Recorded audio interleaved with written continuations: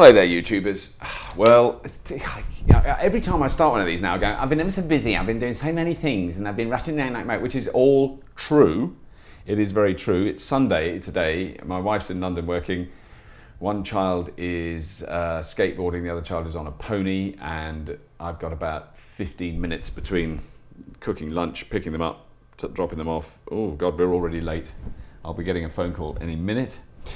And I'm in the middle of trying to rewrite my book, which is really exciting. I've got a cover for it now, and I'm really excited about it. I'm not going to show it to you yet, but my book is, I'm really pleased with it. I'm just rewriting one of the chapters. The chapter title is Global Impact. A load of gags in that, as you can imagine. So that was from my project last year, Making Do, which I did, which was YouTube. There's actually a whole chapter on YouTube in the book.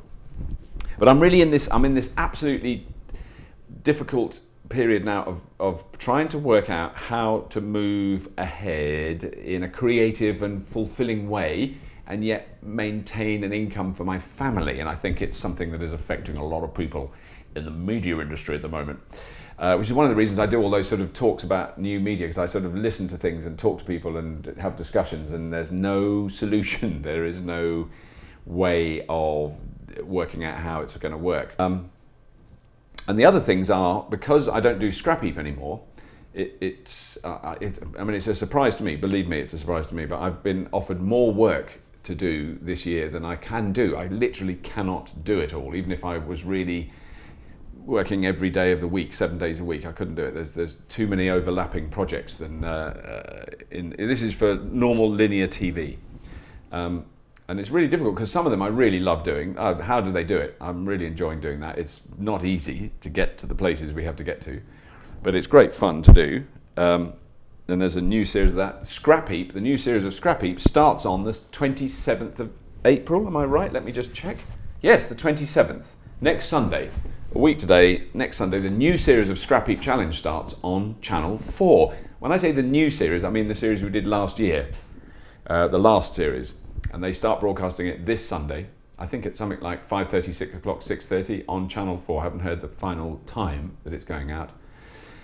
Fantastic. If you do get the chance, if you're in the UK, do check it out, because this really is the best series we ever made. We made the most brilliant machines, the most extraordinary stuff. And I want to do another Red Dwarf thing, because I want to show you I have found, I didn't know I even had it, in one of my cupboards I found an old Crichton mask. So I'm going to do a special Red Dwarf, more answers about Red Dwarf than you ever want to see, because it's the 10th anniversary. I'll do another one of them.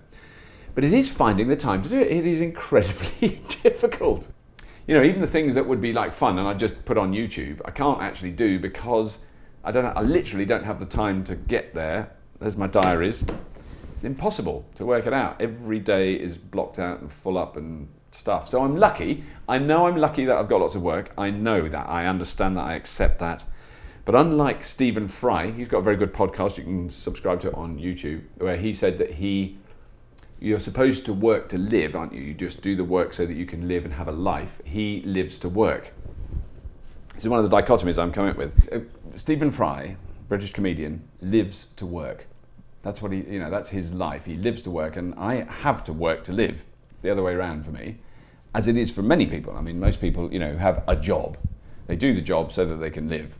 And then some people who, often very creative people, often it has to be said homosexuals, even if they're celibate homosexuals, will have so much more time and energy to dedicate to their work, and they become sort of obsessed with work. And I mean, it's one of the reasons I think why there's so many very successful people in film, television, theatre, those things who are gay. I mean, they're gay to start with. Then they migrate into that area because it's artistic and creative. And then they have the ability to spend most of their waking hours dedicated to that work. And that's the dichotomy. I mean, I've started working on this theory that my mum brought me up in a way that many homosexuals are brought up in. She was quite obsessive, very close to me emotionally. Made me dresses when I was a young boy because I wanted to wear dresses.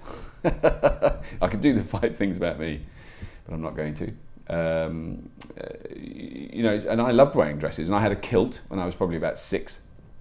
Since I've been an adult, I haven't really wanted to wear dresses, and although many of my friends are gay and have been, you know, I've known lots of gay men, I have never wanted to do the gay thing personally, as in a physical way. I'm quite happy to mix with gay people. I haven't, you know, I don't have I'm in fact not quite happy. I'm very happy. I always enjoy their company. But, you know, I'm personally not a homosexual, which is fine. You know, I just fancy women. Less women now. I'm older, I have to say. It's not as common as it used to be when I was young, but, you know, it's still there. The old fire's still there in old Bobby Lou, let me tell you that, just about once every 6 weeks or so. The rest of the time I'd prefer to be gardening. But that's just an age thing. That's got nothing to do with anything else. But what that does is it is intriguing that I just don't have the time to do the things I want to do. And so I kind of have homosexual envy, in the sense of, not that I want to have homosexual sex, but I want to have homosexual time. You know, and I just don't have it. But, you know, then I look at my children and they're gorgeous and I love them so much, and I couldn't possibly bear to not be with them and not have my life involved with them, even though they drive me almost clinically insane on a daily basis. But, you know, they're incredibly important to me. My relationship with my wife, incredibly important, very central to the well-being of the person you see before you now. So, you know, the choices are fairly stark. Do you want to live on your own in a bedsit, without your kids, without the missus, and have loads of time to make 4 million YouTube videos a day, and write 1,000 books, and do cartoons, and do interviews, and make TV shows without any problem? No. That's the simple bottom line. And it's a really difficult decision. You just have to make compromises in life, and I've made quite a lot. But anyway, I won't go on too much now. I promise to myself, this is only to myself, who else cares, that I'm going to do another video this week, because I've got a tiny bit of time, another video this week about red dwarf. I want to do one more little thing about red dwarf. I've written down a little list of facts and figures and interesting little anecdotes about the small rouge one. So I'll be doing those two. I'll be doing that this week. Definitely, I'm gonna do it. Okay, so if you have been YouTubers, thank you for watching and listening, and I'll see you soon.